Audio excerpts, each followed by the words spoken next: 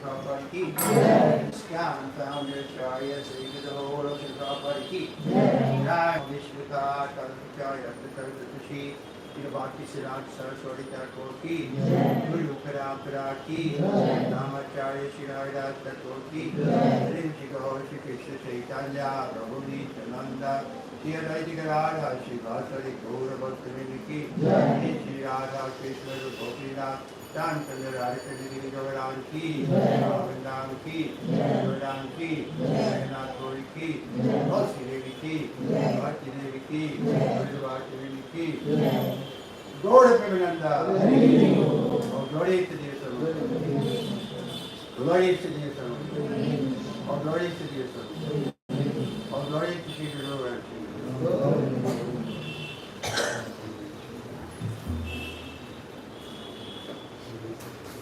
Now it's good. Oh, that is a good dancer.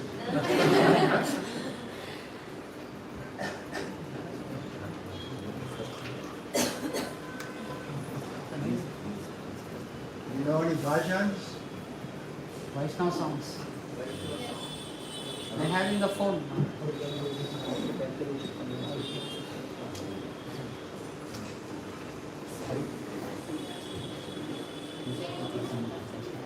I like Bhajahure Mana.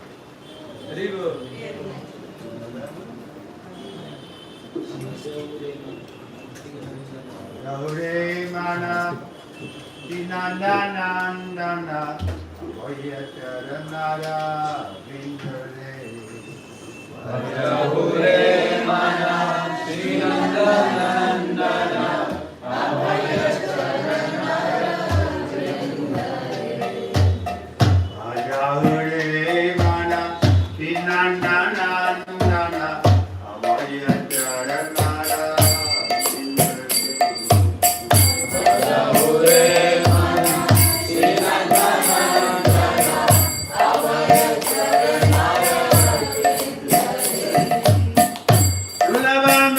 Nana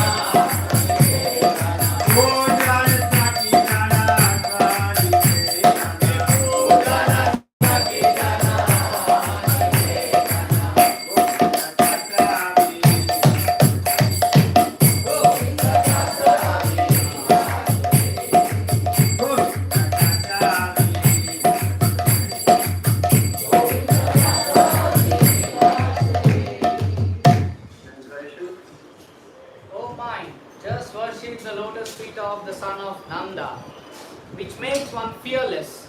Having obtained this rare human birth, cross over this ocean of worldly existence through the association of saintly persons. Both in the day and the night. Both in the day and at night, I remain sleepless, suffering the pains of the heat and cold, the wind and the rain. For a fraction of flickering my happiness, I have uselessly served wicked and miserly men. What assurance of real happiness is there in all of one's wealth, youthfulness, sons, and family members? This life is tottering like a drop of water on a lotus petal. Therefore, you should always serve and worship the divine feet of Lord Hari. It is the desire and great longing of Govinda Dasa to engage himself in the 9 processes of bhakti, namely, hearing the glories of Lord Hari and chanting those glories, constantly remembering him and offering prayers to him, serving the Lord's lotus feet, serving the Supreme Lord as a servant, worshipping him with flowers and incense and so forth, serving him as a friend and completely offering the Lord one's very self. Right. Robert said he liked this bhajan because most bhajans are just glorifying the Lord, but this one is pointing out first of all the disadvantage of material life. What is the assurance of real happiness in this world? His life is tottering like a drop of water on the lotus petal. Then he gives us the solution. Shravanam Kirtan.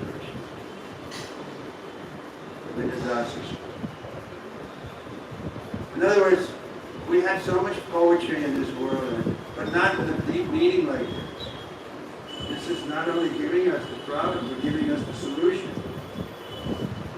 Most people, the songs center around the problem.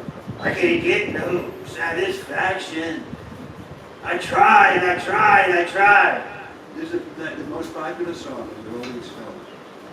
Because people can't get satisfied, and they empathize with it. Yeah.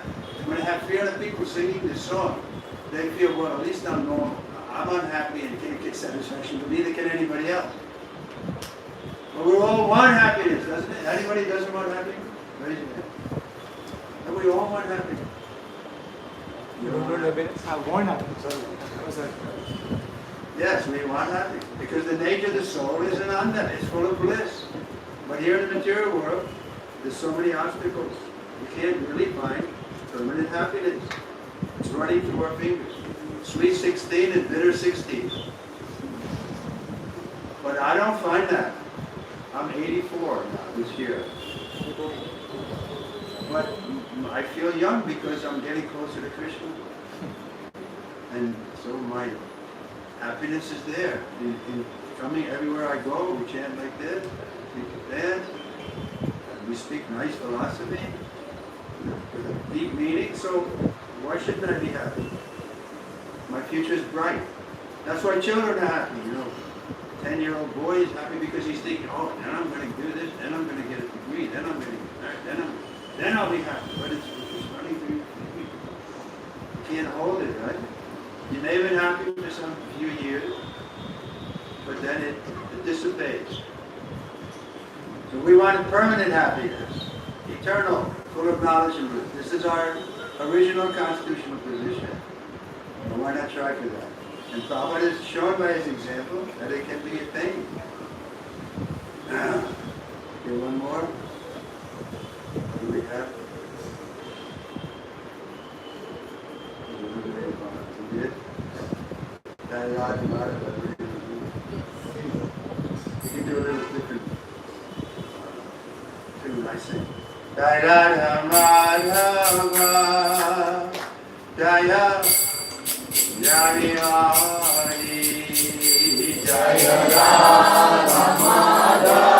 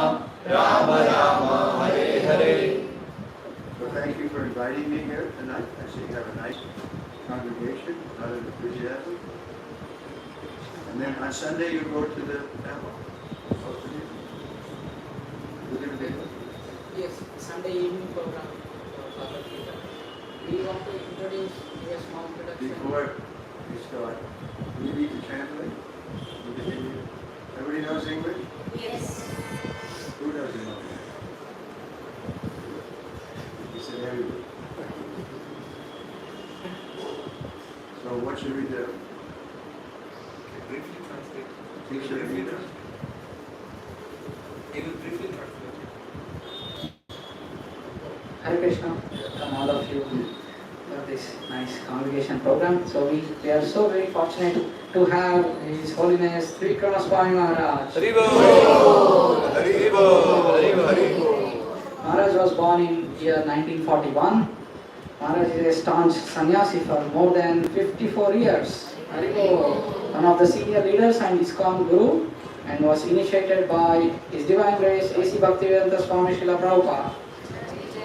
Maharaj received initiation in 1969 and then sannyas in 1971.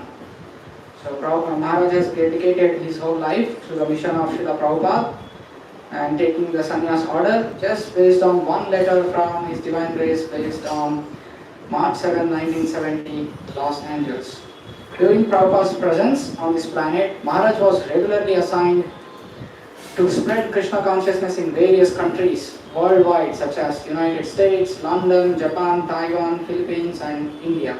Maharaj has served in the capacity of a temple president at various centers and also pioneered in opening and expanding many centers, helping in preaching about Krishna consciousness. Srila Prabhupada had personally made a famous statement about Maharaj. He will always go wherever I send him. Haribo. His Holiness Trikrama Maharaj is well known for his loyalty and obedience to Prabhupada's teachings, mood and mission. Maharaj has rendered so many personal services like driving Prabhupada, giving massages, and had so much of association of Prabhupada. And Maharaj was also actively preaching in the Eastern and Central Europe since 1990 in countries such as Poland, Ukraine, Belarus, Lithuania, Latvia, and Czech Republic. And recently, Maharaj has also started traveling and preaching in countries like Germany, Spain, Slovakia, and Bulgaria. And Maharaj also visits sometimes Denmark. And sometimes they come to India. Yes. So there is one famous service of Maharaj. Maharaj used to do on Sankirtan regularly while in Japan, every day for 6 to 8 hours. Haribo! So we are so fortunate to have such a senior Vaishnava personality among us. We welcome His Maharaj by Thank you very much. chanting once Hare Krishna, Hare Krishna, Krishna Krishna, Hare Hare, Hare Rama, Hare Rama, Rama Rama, Hare Hare. Another thing, recently I've written a book about exchanges of Jews. We have some copies. Yes, we have few copies of Maharaj's book. He has written about his memories with Srila Prabhupada. Okay, let's go to Bhagavad Gita. Om Jnana Timidam Vasudeva. Bhagavad Gita, chapter 12, text 6 and 7. Chapter 12, text 6 and 7. Maybe I'll just read it. Yetu sarvani kamani mai sanyasya matpadaha ananyena eva yogena am jnananta upashyate teshamaham sumudarta vitu samsara sagarat avamina chirat partha mai aveshata chetasam. Translation. So this is referring to the previous verse, because Krishna starts by saying, but those who worship me. So the previous verse was those who are interested in the impersonal realization. And Krishna discourages those. He said, it's very difficult, Krishna said. But here, in this verse, he's giving us the best way to approach it. But those who worship me, giving all their activities unto me, and being devoted to me without deviation, engaged in devotional service, and always meditating upon me, having fixed their minds upon me. O son of Prita, for them I am the swift deliverer from the ocean of birth and death.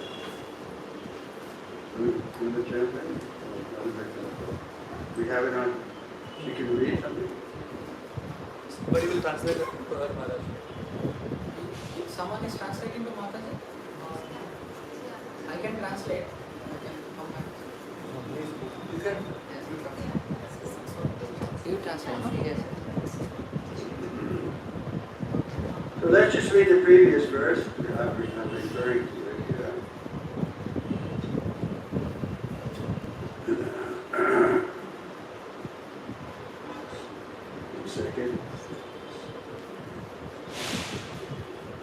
previous verse, Krishna says, for those whose minds are attracted to the unmanifested, impersonal feature of the Supreme, advancement is very troublesome.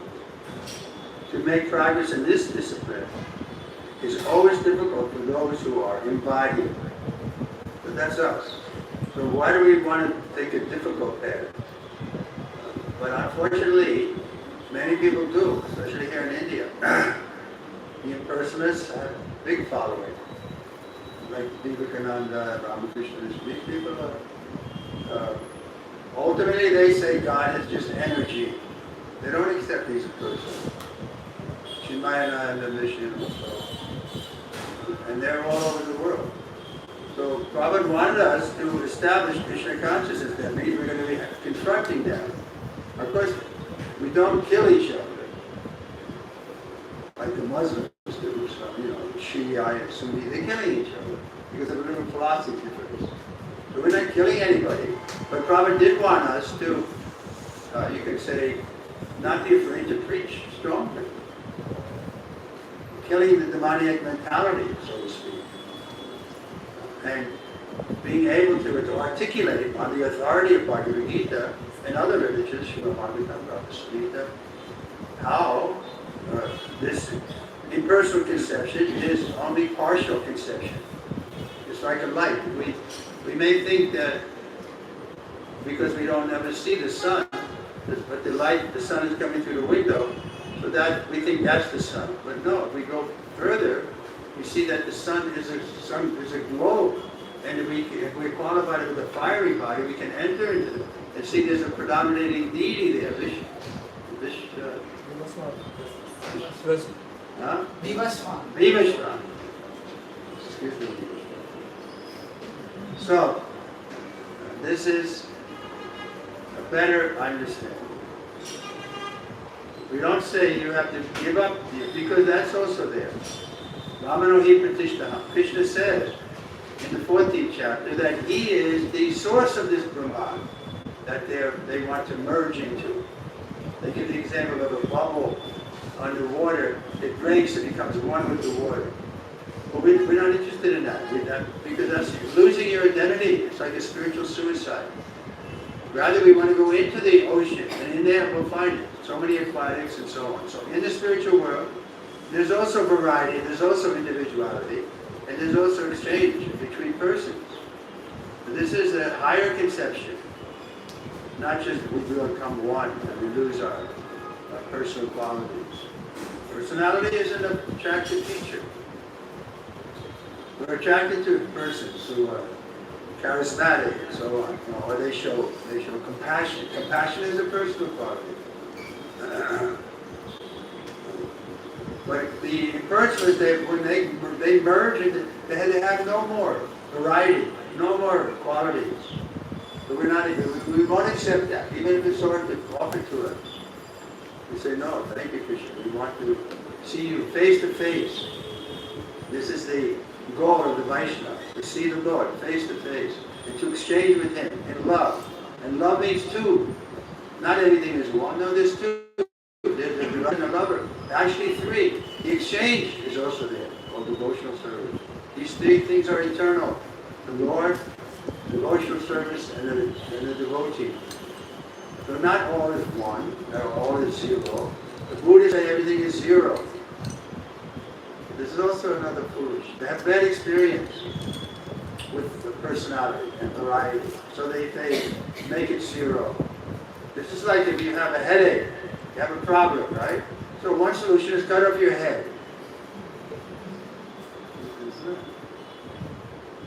It's not a solution. Rather cure the head of it.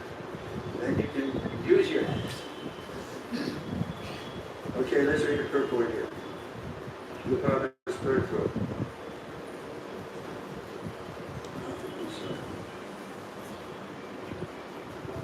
Split because. Okay. I'll read the verse once more.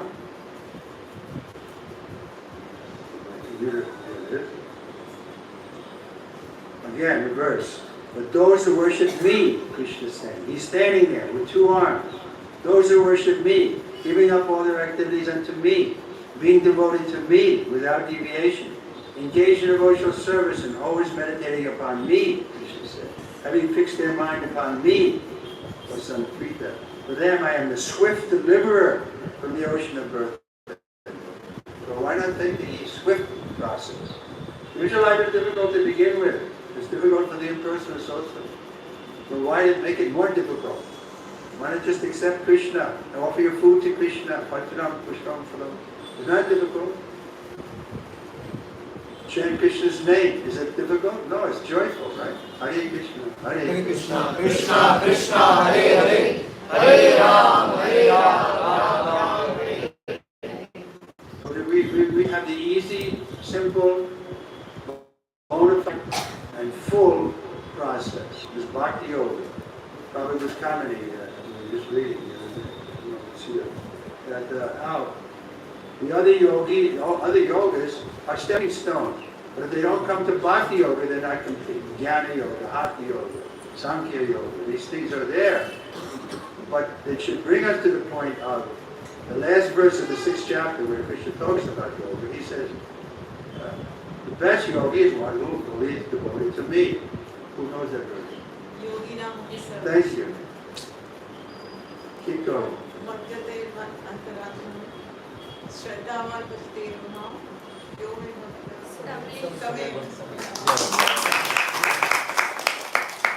Very good. We should learn some verses. That's a very important verse. Tell me again. I want to learn it. The first line. Yoginam api sarvesam madhyatenta matma shadadam. So there, that's the end of the yoga chapter. And then Krishna says, well, don't go through all this yoga. Arjuna never did, holding his nose and standing on his head. He was just using his energy, whatever, in the service of Krishna. And that's the yoga, to connect to Krishna in love. He loved Krishna, so he agreed to do what Krishna wanted.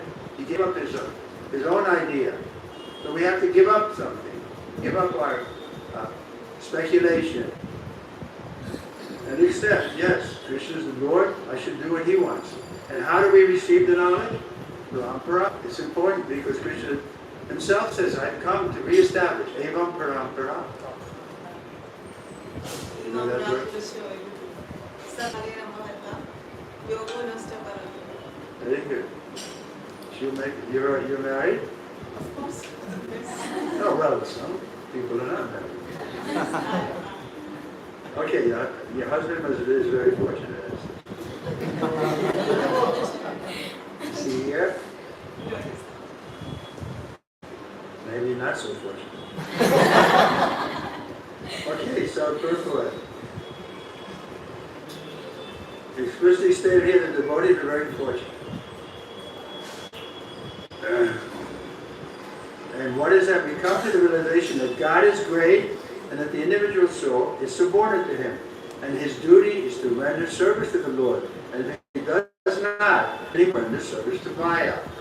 So we have to serve. This is our constitutional position. This is our nature to serve. We're serving our children, we're serving our country, we're serving our boss. But this is what we do. We serve. So, Swarup, you say. Our constitutional position. So now we're serving Maya. And she's never satisfied. It's like serving lust. What does Krishna say about lust? Kama Esha Rajaguna Samudra. Yes, we're always serving lust. And what is it? What does Krishna also say about lust? It never satisfies. Burns like fire. You go on trying and trying and trying. That's why they're saying, I can't get no satisfaction. Because they're looking on the wrong side.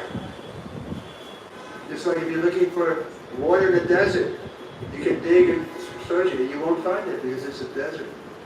But if you come to an oasis, then the water is there. So Prabhupada is creating that oasis, this International Society for Krishna Consciousness. Everybody can come here and drink and get taste and get realization. We don't want just some hypothetical idea that you'll be happy when you die. That's what one thing that turned me off to Christianity. I was a Christian. We would go to church and I took it seriously.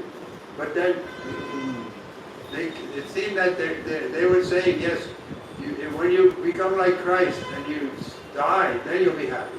But I wanted to be happy now. I didn't want to wait till I died to be happy. So we did that. And when you ask the priest about it, they say, well, that's the process, you have to sacrifice, you want to go to heaven, you have to. But Robert wasn't like that. He was jolly, he was joyful. He was always encouraging us to be happy. And that the reporter said, are you hippies? The Prabhupada said, no, we're happies. He wanted us to be joyful. This is a joyful process. Our nature is joyful. So why not take this joyful process? But of course, in the beginning it may be a little difficult. No illicit sex, no intoxication. Okay. But Prabhupada has told it. I'm just simply asking you to give up the poison. These things are poison. You're running after illicit sex, you're always worried, oh, my wife find out. And intoxication, you know what it does to you. It makes you crazy. Alcohol, these things are poison. They actually are poison. Alcohol is a poison. You use it to kill a germ. But people are drinking. Is that a problem? Drinking? In some places, it's a big problem. Like I'm in Poland, it's a big problem. People are on the street. Then what else? Meat eating. Even meat eating, they're showing that it causes colon cancer and so on. So just give up the poison. But in the beginning, maybe a little hard. Especially like rising early in the morning. When is the best time? If you get in the habit, then it's not difficult. But it took me a few years to get in the habit. 19 or 20. But now, I wake up automatically. It's not difficult. As stated before, the Supreme Lord can be appreciated only by devotional service. Therefore, one should be fully devoted. One should fix his mind fully on Krishna in order to achieve him. One should work only for Krishna. It does not matter in what kind of work one engages, but that work should be done only for pleasing Krishna. That is the standard of devotional service. The devotee does not desire any achievement other than pleasing the Supreme Personality of Godhead. His life mission is to please Krishna, and he can sacrifice everything for Krishna's satisfaction, just as Arjuna did in the Battle of Kurukshetra. The process is very simple. One can devote himself in his occupation and engage at the same time in chanting Hare Krishna, Krishna Krishna, Hare Hare Ram, Ram Ram, Hare. Such transcendental chanting attracts the devotee to the personality of God. So that's an important idea. By chanting Hare Krishna, we'll be attracted to Krishna because Krishna is in his name, and his name is full of bliss. The very name Krishna means all attractive. So if we get a taste for the chanting, then we can be happy in any condition. I was coming in the car. I tell you, coming from the West, it's a kind of a cultural shock to drive in the car in Bombay. Oh my God. That child on the street, what's like that? Everywhere they're coming, bicycles, rickshaw, a lot of it.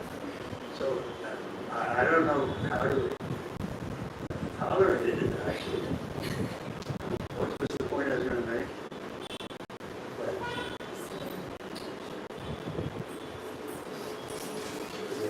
anyway, the point is that we do have to tolerate it. We're in the material world. We can't just say everybody has to be a devotee or else we'll kill you. It doesn't work because Krishna doesn't want that kind of devotee. He wants a volunteer. Love means volunteer. How can I force you? You have to love me. It doesn't work like that. It has to come from your side. You love me? Okay, I don't mind if you love me. He was ready to love us. So I'll tell you a quick story. It's in the book also. We were in London, and I was given the service of giving massage to Srila Prabhupada. I was the senior brahmachari. So when he came, Prabhupada had sent me to London once or so before. But when he came, the doctors had recommended he took a massage every day. He liked vigorous massage. So the first day, I was appointed as a senior doctor. So I never gave massage before. So I gave massage. He told me what to do. Oil, mustard seed oil on the body, sandalwood stick on the head. So then I did what I did best I could. So it took 45 minutes to an hour, touching his body. And then, so after the first massage, I said, Papa, I never gave massage before. So I think I'm going to go to the library today and get a book on how to give massage. Papa said, not necessary. If you read Bhagavad Gita, Krishna will tell you how to give massage. But that's kind of like generally our process. You don't have to collect something first. Just take the devotional service and everything will follow. If your heart is there, that you want to be a devotee, everything will follow. But the problem is we go back to our old way of thinking, karmic. I want to give more, then I'll be a devotee. I want to do this first, then I'll be a devotee. But here Krishna is saying, asking, begging us, be full-time devotee. You can do it. You don't have to give up your job or your family. Just do everything for Krishna. Eat for Krishna. Talk about Krishna whenever you get a chance. Talk to your friend. So it's available. The Supreme Lord, herein promises that without delay He will deliver a pure devotee thus engaged from the ocean of material existence. Those who are advanced in yoga practice can willfully transfer the soul to whatever planet they like by the yoga process. And others take the opportunity in various ways. But as far as the devotee is concerned, it is clearly stated here that the Lord Himself is Him. The devotee does not need to wait to become very experienced in order to transfer himself to the spiritual sky. I forgot what I was going to say. I remember now what I was going to say about the story, about Bhagavad Gita, when I was giving massage. So I was attached to that service, and it went on for 2 months. It was actually 3 months while I was in London at that time. From September to December 1969. So I was asking him sometimes, Brother, when you leave, can I go with you and continue the service? Because I was attached to them. And Prabhupada would always be non-committal. Let us see what Krishna wants. So maybe a week before Prabhupada was due to leave, his servant came to me. His name was Purushottam. He said, stop bothering Prabhupada about going to America because another devotee, Prabhupada has already given permission for him to come and meet us, and he's going to be giving massage to Prabhupada. So I didn't say anything. But later in the same day, I was driving Prabhupada in the car. But Srila Prabhupada and I, one car, close to just this far away. And I said to him, I said, Srila Prabhupada, Purushottam said that Upendra's is going to be giving you massage when you go to America. So Prabhupada knew I wanted to go with him. So when I said that to Prabhupada, his response was utter silence.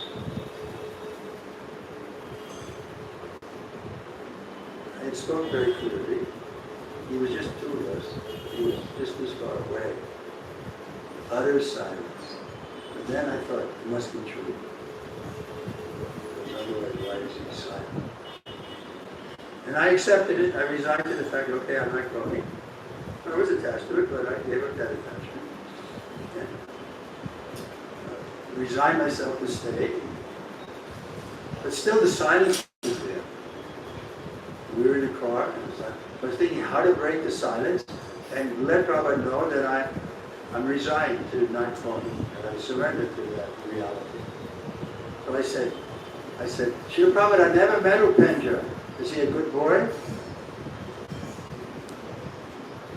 So that Prabhupada turned to me and said, I was this is you. Right in my heart. I thought Prabhupada loves me. And it's true, he loved us. He loved everybody because we're part of Krishna. But if we did a little something, then he encouraged us. Like a spark, we fanned it. And made it grow. So that was a nice experience. Prabhupada was showing us, showing me. And through me, he's showing everybody. Surrender, it may be difficult in the beginning, but it becomes very joyful. Because Krishna will reciprocate. He promises. I know one verse I know. And what's the other one? Those who surrender unto me, Krishna will protect them. No, but there's another one. Huh?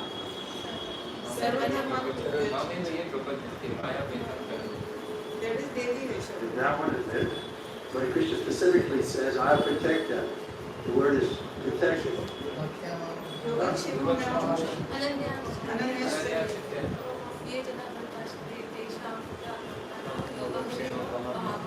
That's it. Wow. Very good. Okay. So Krishna will personally protect us. It's like he did Chowpatty. Chowpatty was pure devotee. And Krishna couldn't tolerate that she was being insulted in the assembly. Even Bhishma and Jonah, they had to die because of that insult. And sometimes they say, oh, in your Hare Krishna movement, you treat women very badly, you treat them as second-class citizens. No. We're ready to die.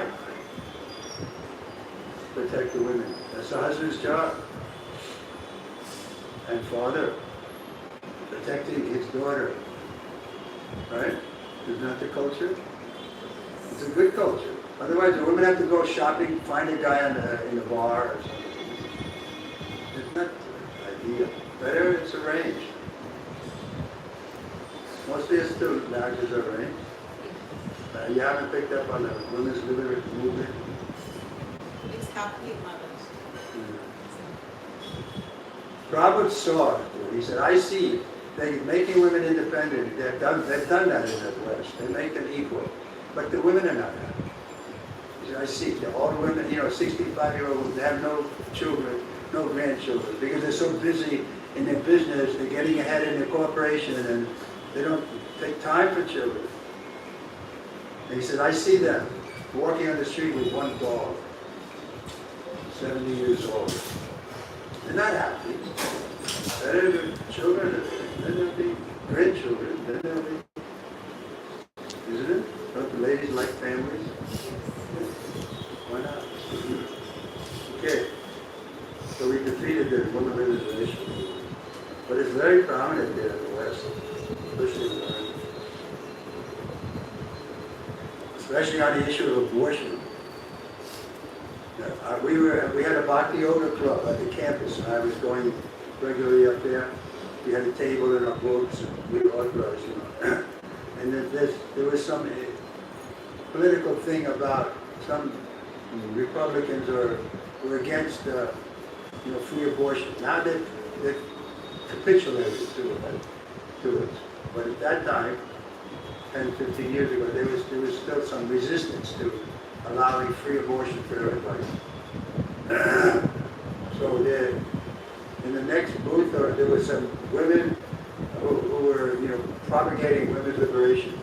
And when this came in, that there was going to be some restriction. And the woman was on the table, and like a speaker, don't interfere with my reproductive rights. They don't think, what about the rights of the fetus? It's also a living entity. It's growing. The soul is dead. Doesn't he have any? No, he doesn't have a vote, so who cares? This is democracy. We're not really in favor of democracy. We'd rather have an ideal king like Yudhisthira. And then coming down.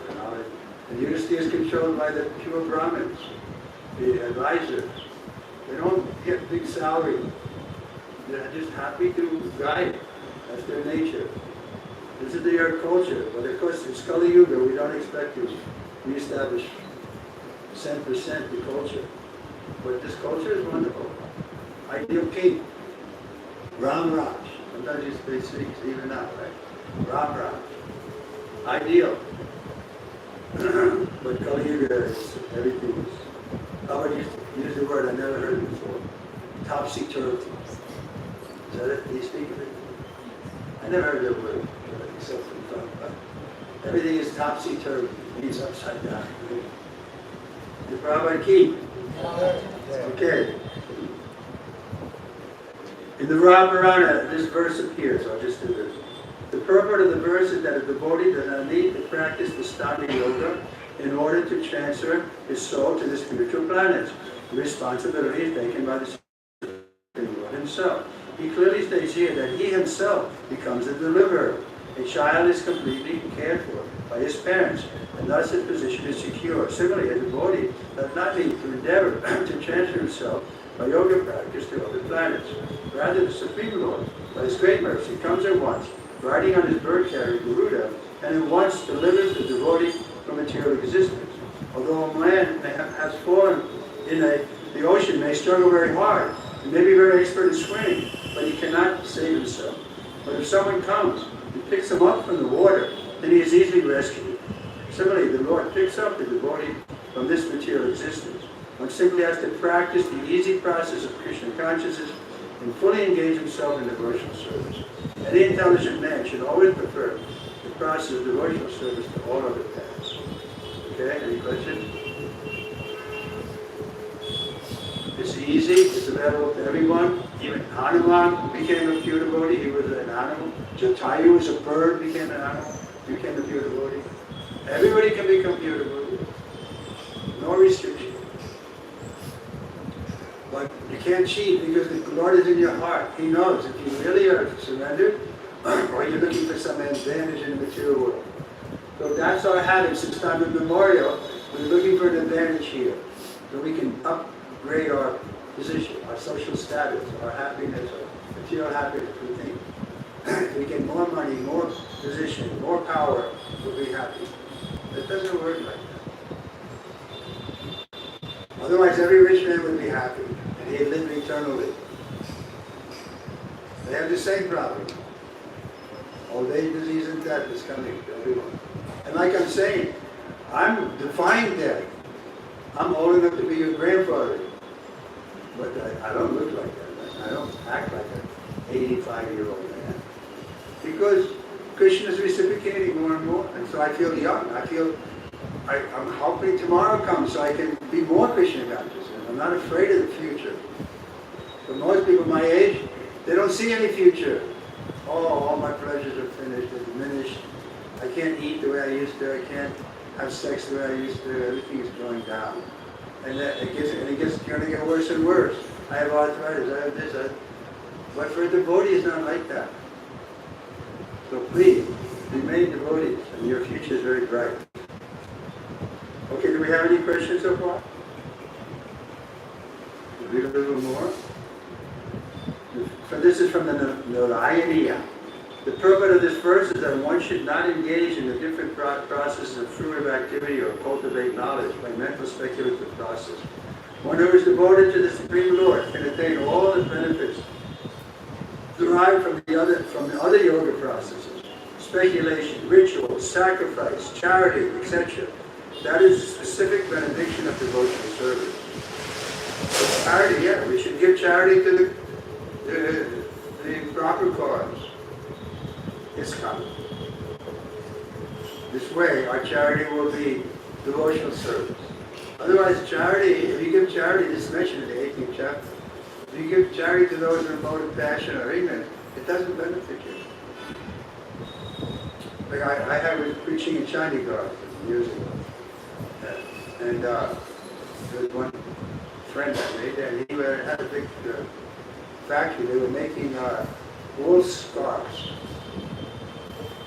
So he was wealthy, and he told me a story how he was out at night, he saw the men were sleeping in the cold. It gets cold in China. Right? They didn't have proper blankets. So he went out and he got like 50 blankets and he gave to all the poor people. Maybe not 50, maybe 20, whatever. And he thought that's a good charity. People are cold and he's doing a good charity. He came back in 2 weeks to the same place. They were still sleeping without a blanket. What happened to the blanket? Oh, we sold the blanket. For why? To get drinking, whiskey. So that's if you give money to a person more of ignorance, it won't benefit them. But if more of goodness, you'll get some good karma. But if you give to the devotee of Krishna, Then you're unlimited. Then you get transcendental. You get freedom from the karma. Karma is like a shackle. It's keeping us here. Prabhupada mentions in the 14th chapter, text number 6, how we can transcend the mode of material nature, and how even the mode of goodness should be transcended. Most people think religion is to bring us to a good, but there we see that no, we should transcend all the modes of material nature and come to the level of Brahman. What is that verse? Brahma Bhuta, Nasochati, Kanchati, Samasavesi. I learned that one. Shtavasala. Sama service application. Brahma Bhuta Pasana, Mana Sachiti, Kanchati, Samasavesi. Samasavesi. Then you become a devotee. When you transcend the karma,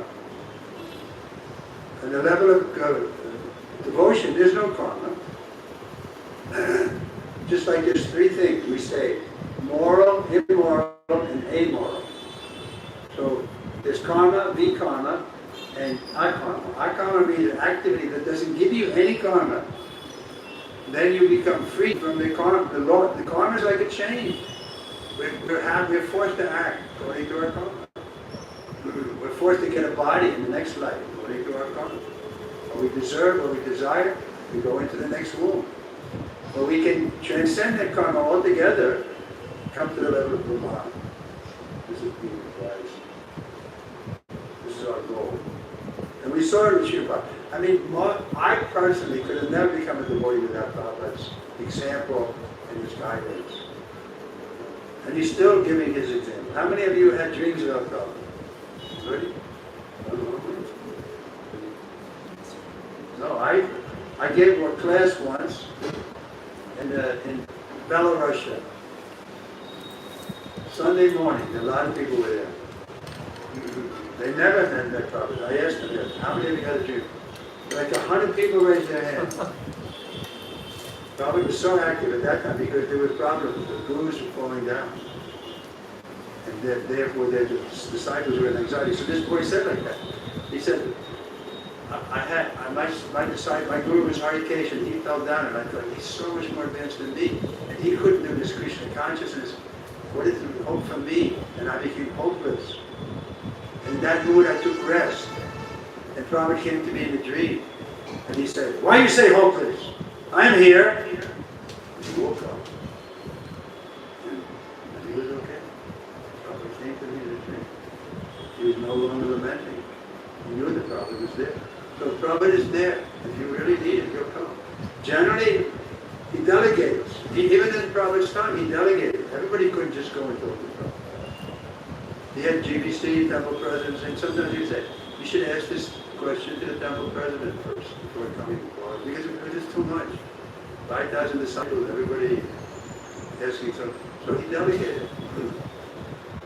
And that's what he's done now. He's delegated us, like I'm a guru. I'm not a guru. No.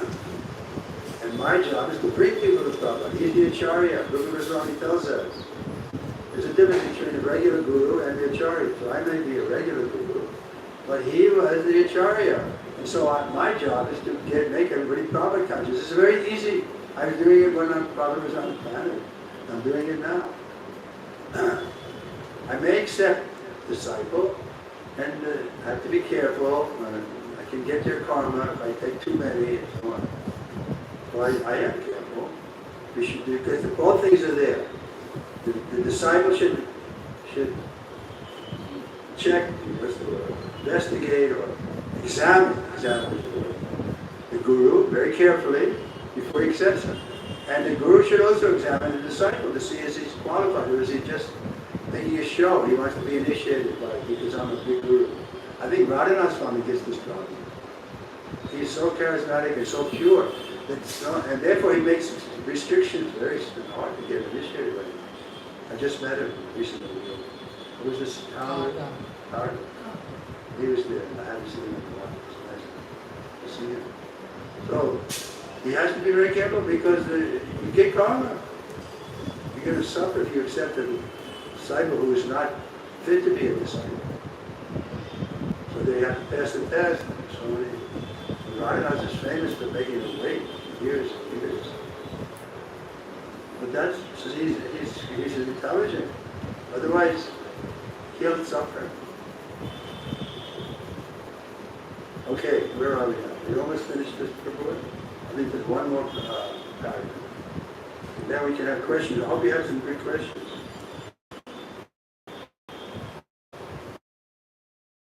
The conclusion of the Bhagavad Gita stated in the 18th chapter is Sara.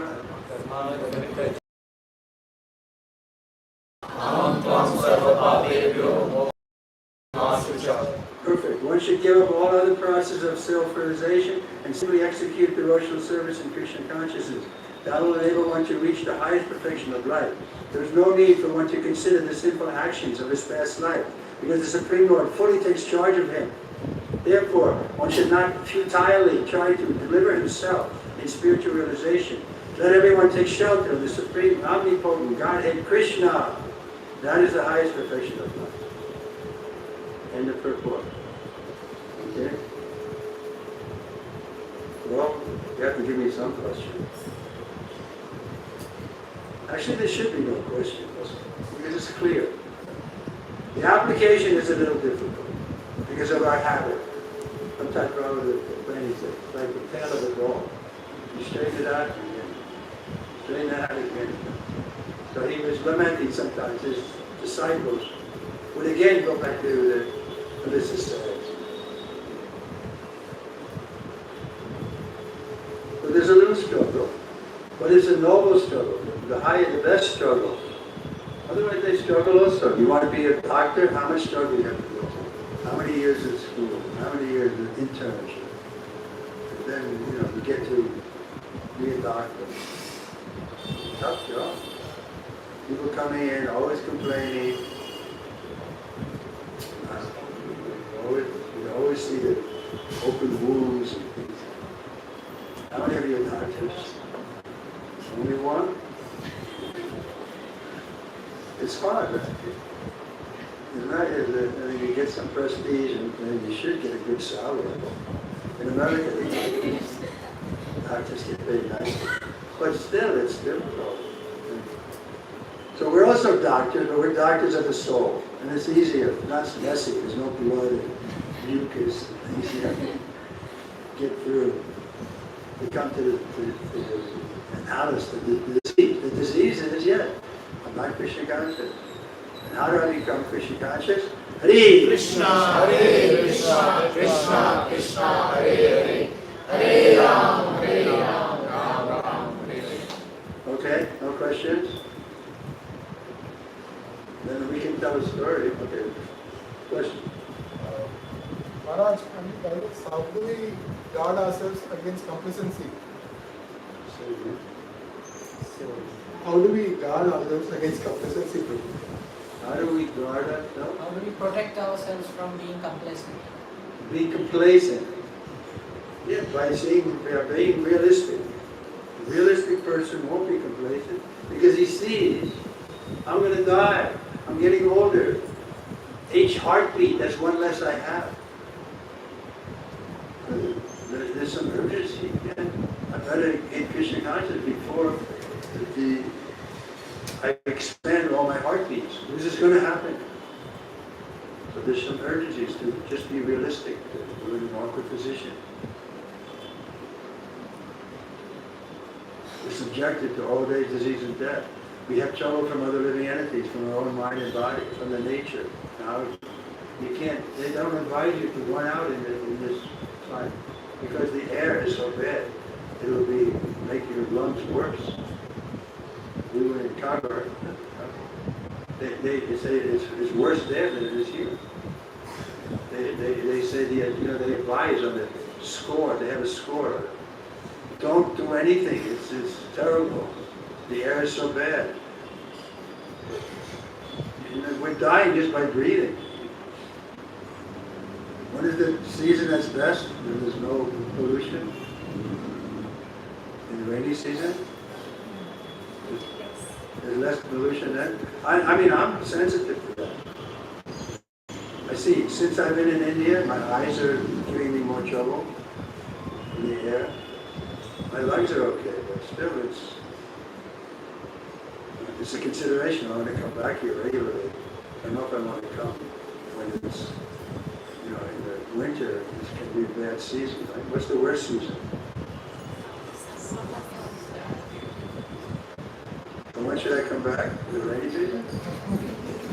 I can do it. I don't mind rain. At least the air is, when I breathe, the air will be fresh.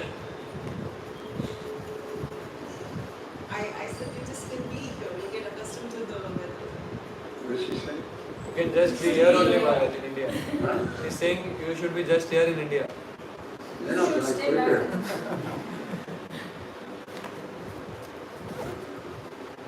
I have obligations to other places I have to go. Okay? So, no question. So I'll tell another story.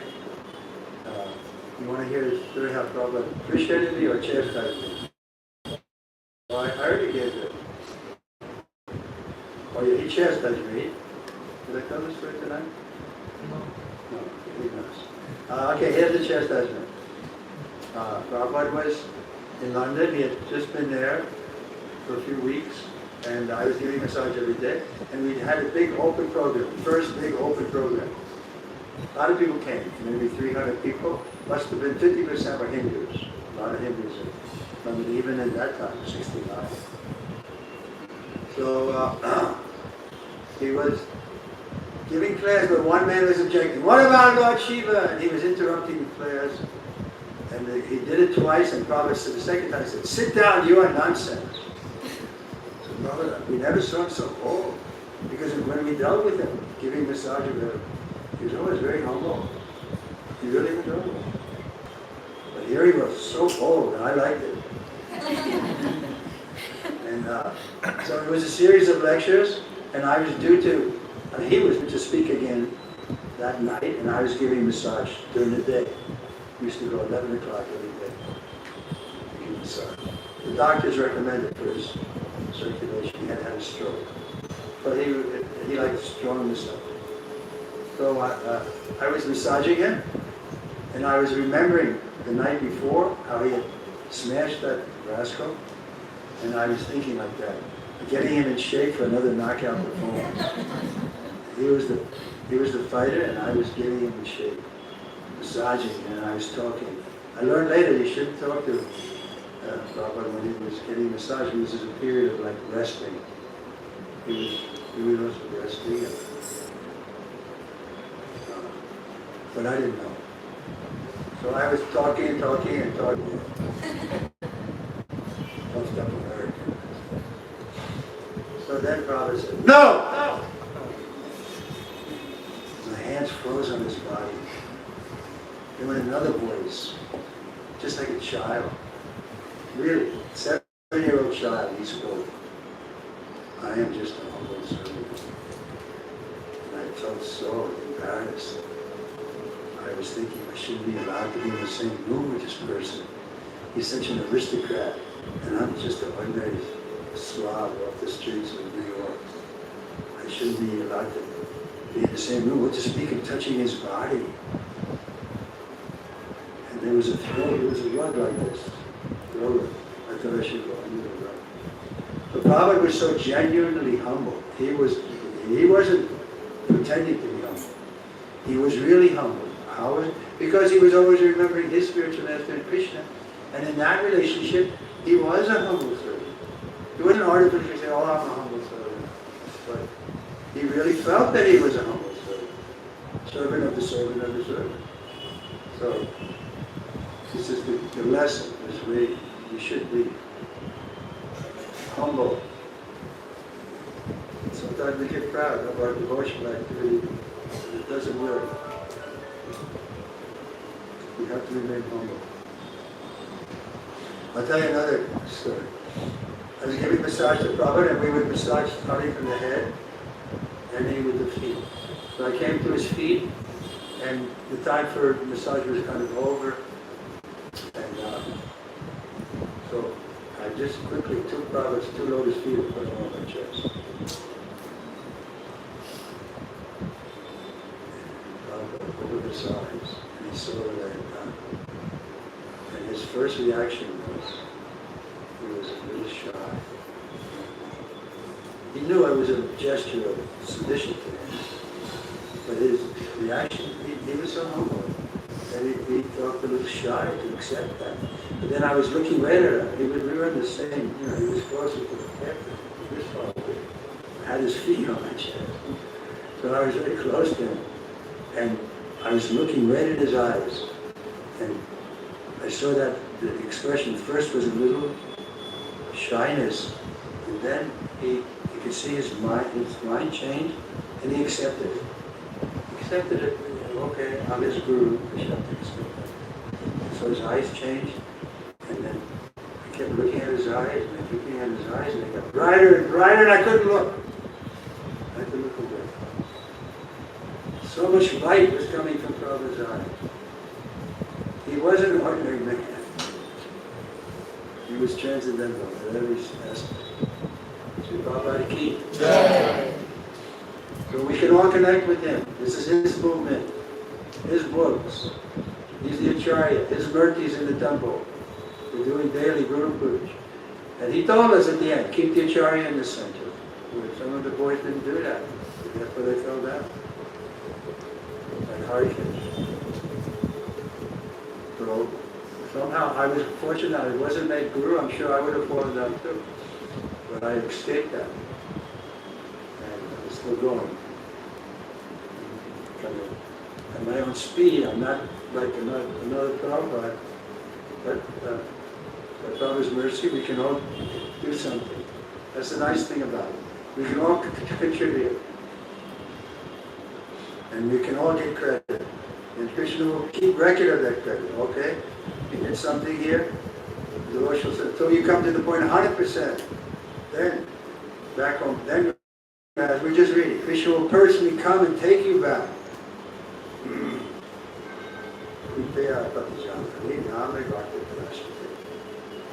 That's the verse I was thinking. That he will personally come. Okay? Anything else? Another one? Yeah. I have a question. You said you were following Christianity. Yeah. Do you find any connection between Christ and Krishna? Yeah. Christ is not an ordinary person, but his followers twisted it. In other words, what was Christ saying? Love God with your whole heart, your whole soul, your whole mind, and your neighbor as yourself. That's a perfect commandment. But instead of thinking he's a son of God, they took him as God. But he was said, I sit at the right hand of God, I'm doing the work of the Father. So that's the first mistake they made. That they think, no, we can go on sinning, original sin, we can't avoid sinning. But because we're accepting Christ, the blood of the God, the blood of the Lord, so therefore we're saved. That's not it. When the prostitute came to Christ, he told her, go and sin no more. He forgave her sin, but he said, you can't sin anymore. But it's impossible not to sin. Most of them think like that. So they go on with their sin, but they're accepting the blood of the Lamb, or whatever they call it, and so they feel they're going to heaven. But they're going according to their karma. They're going to stay in the material world. They may go higher, but they're not getting out of the material world until they're free from any sin.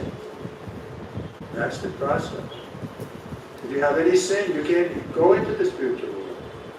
And it's written in Bhagavad Gita that the part cannot be equal to the whole. Path cannot. A part cannot be equal to the whole. Yeah. So Krishna is the Supreme Personality of God and he is the whole. Yeah. And Christ is the Son of God. That's right. That's a mistake. Prabhupada said that's a mistake they made. Yeah. So how can a son be equal to the... He can be empowered. Prabhupada is empowered. The example is given. When the example is given.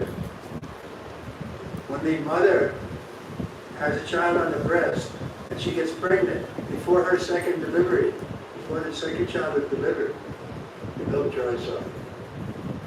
So the older brother is deprived of the milk because the younger brother is coming. But the purport is, there's competition between brothers. Who is the best devotee? I'm better than brother. Why do you follow them? No. We have to work together. That's the solution. We see the good in everybody. What to speak of advanced devotees like Radhanath. It's not difficult to see the good in them. So rather than be envious of them, I compliment him. I try to encourage his disciples to become better disciples. I don't have to compete with them. So does the path which Christians are following, I'm sorry, I'm No, please, go, no, I'm looking for this kind yeah, of thing. because I was also following Christianity for many years. And I'm born in a Hindu family, but something happened and I started following Christianity and I followed it many years. And then suddenly, there was a change. Somebody gifted me Bhagavad Gita, which is written by Prabhupada. Yes. Transcendental Book Distribution Key. So in 2012, when I joined office, there were two sisters who were, ISKCON devotees. And one day they brought me the Bhagavad Gita, and I told them, I said, you know that I'm following Christianity and you are giving me Bhagavad Gita. They said, no, you keep. So I accepted Bhagavad Gita, and because I was a devotee of Lord Krishna, and I think somewhere Krishna was, pulling me Or back. you were devotee of Lord Krishna originally. Eventually, when I was studying in 7th standard. I see. Yeah. But then in between, when I had my college days, Yeah, you need a guru. during my graduation, I started following Krishna. And I followed it for 5 years. And then in 2020, when lockdown was I fell sick very badly. And I was on the bed. And I was so much involved with my church people. Nobody called me to ask that how I was doing. And my only solace was I felt like, opening up the book and reading it. So I used to open Bhagavad Gita and read. And that was when I was, again, called by Krishna. Chowpatty. Yeah. That's a very nice story. Yeah. Everyone needs shelter, that's a fact. We're going to be on that bed, just like you were. Nobody can avoid that. So is there, I asked somebody that, I feel bad that I have wasted so many years because I was No, that point was driven. Don't worry about your sin. That's what Krishna says. Just surrender and he'll take charge of all that. You don't have to, Masu Chaha. You don't have to worry. Just come to the point of your devotion and you may have committed millions of sins. Look at Valmiki. He was a dacoit or something. Yes. No, the time when I was away from Krishna and following Christianity and then again. So do you think that, somebody told me maybe that was also your devotion only, even if you are following Christianity.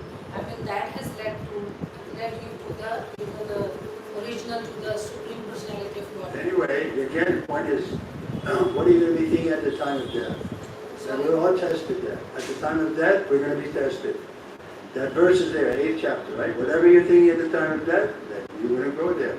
You're thinking of Krishna, you're going to go to Krishna. So that test you have to pass still. We all have to pass. We may be thinking, why is Krishna doing this to me? And then die in that mood.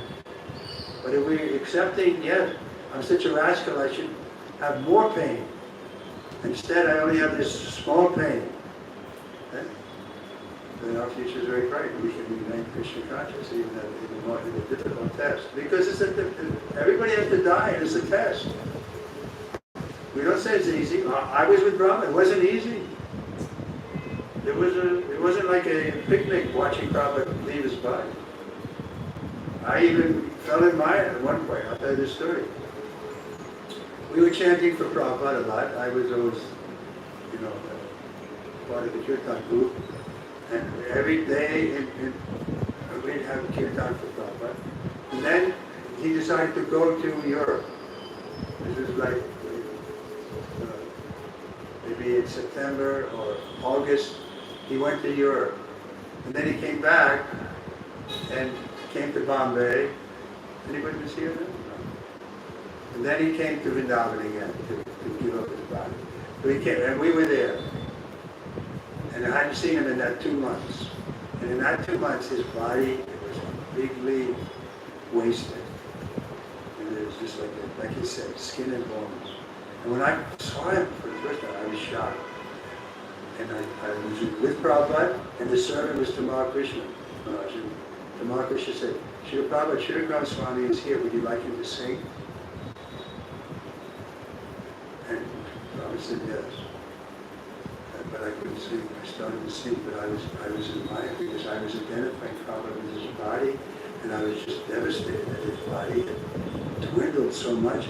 And I started singing, but I was off key. And Prabhupada immediately saw, and he stopped me. He said, you sing, somebody else. I was in Maya, because I thought Prabhupada was his body, and that he had, of course it wasn't long before I realized that Prabhupada was the same person. And he was chastising us and correcting us, and so I got past that. But it was a test that I failed. I couldn't, so what to speak of when we die? We can easily forget Krishna. We all have to pass that test. Anybody here not going to die? Oh, see, that was just showing us. This is how death will come. And this girl jumped like anything. Yeah, it can be scary. This material world is not a fit place for gentlemen. Danger at every step. That's where we're like water on a lotus petal. Go like that. Okay, there was one more question. Everybody's okay? And he wants to sell some of my books. You okay? So these books are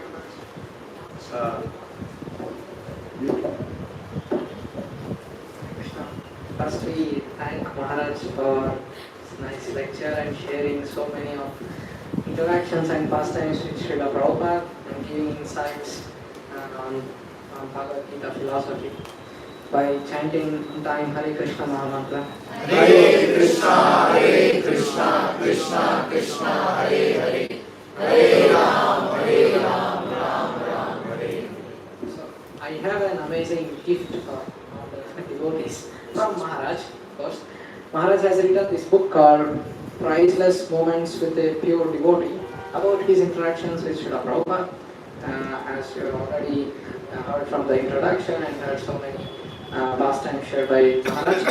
So from 1968 until 1977, till the Prabhupada was on the planet, Maharaj had quite a few opportunities to render service to Srila Prabhupada. So it's like a small kind of autobiography of Maharaj's journey in ISKCON and Srila Prabhupada. This book has been well received all over the world in ISKCON by many senior devotees like Radhanath Maharaj, Indrananda Maharaj, Chowpatty Maharaj, Bhakti Vikas Maharaj, Kirti Prabhu, and the nameless go on. So here is an amazing opportunity to grab a book for you. You can have it like an asset for your whole life. And interesting thing is, these are personally signed by Maharaj. So Maharaj will give out, and we charge a meager 200 rupees. That's what we are doing. I saw in Govinda's a 8-inch pizza costed like 400 rupees. So it's like half of that. So anyone, whatever interest they have, whatever your heart feels, they can come and as a donation for this book of Maharaj. And Maharaj will hand over these books in person, signed. Okay, who's first?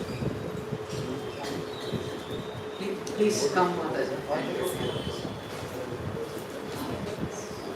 There's some nice photos too. And that's maybe hard.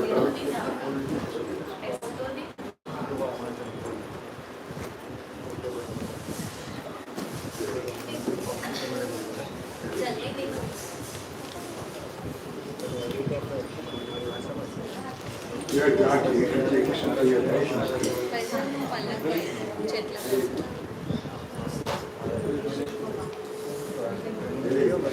Yeah,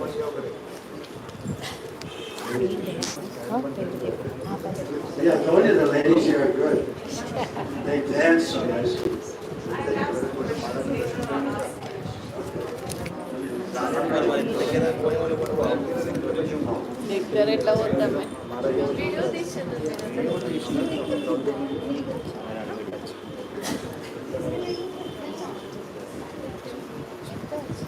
Chowpatty ki.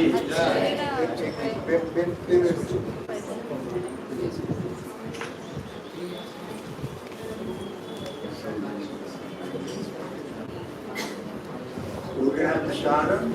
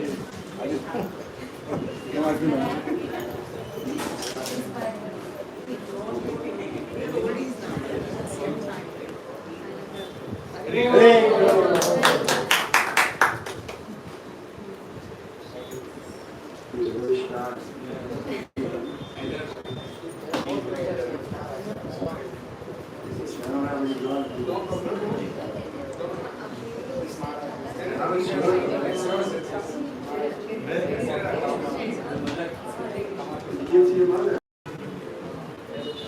She'll take it. Family, huh? Good boy. You're the one said you don't speak English. Can you translate for her? Do you have any questions?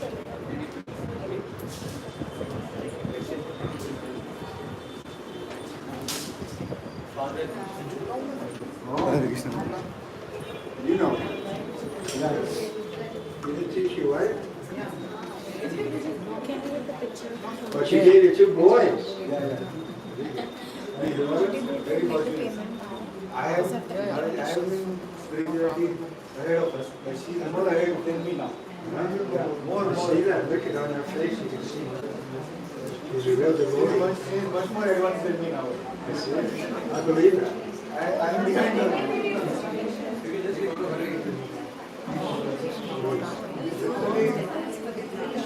That's why we say it. Women are, to become pure devotee is very easy. It's simple. The man has to think 100 times. Oh, do I want to do this? The Buddha said, "Now, here's my heart."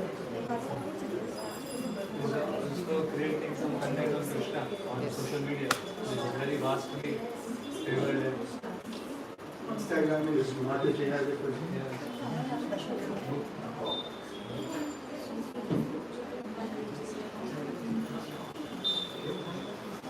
you can give money to them.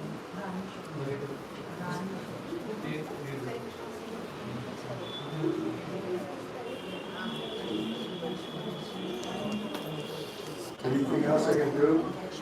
Yeah. Okay, you can do something. Feed me. 200.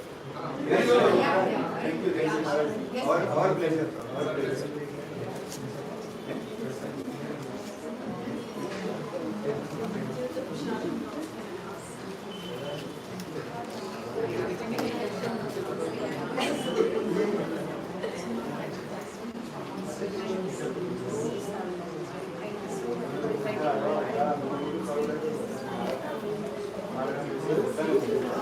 Thank you.